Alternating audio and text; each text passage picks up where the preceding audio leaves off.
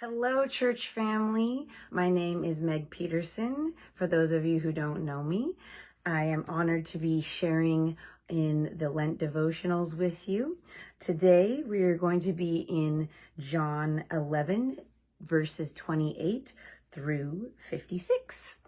And the portion that stood out to me the most was starting in verse 32. And it says, "Now when Mary came to where Jesus was and saw him, she fell at his feet, saying to him, 'Lord, if you had been here, my brother would not have died.'"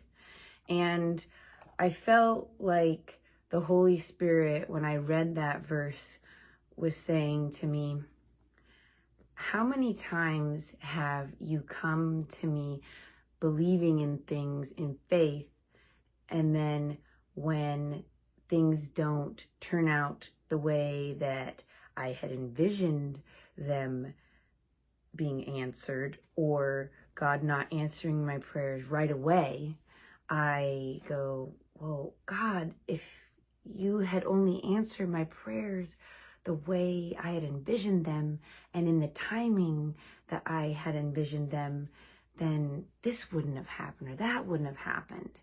And God is saying, no, trust in my perfect timing for this.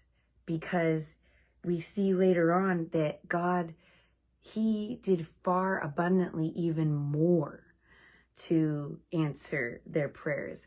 He raises their brother and friend Lazarus from the dead, not just healing him simply from an infirmity.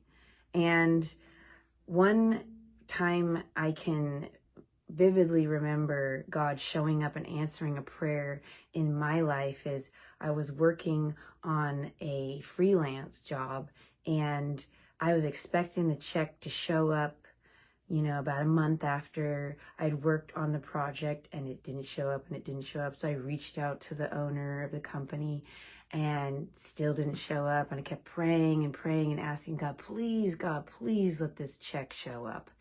And then COVID came along and everything got shut down and I got laid off from my job.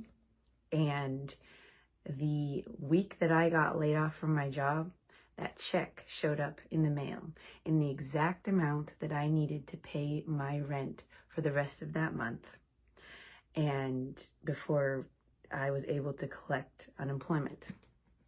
The last point that I want to make is we see that Jesus weeps with the Jews, and he's God, so he already knew far in advance that he was going to heal or raise Lazarus from the dead. And it says that he wept and mourned with them anyways.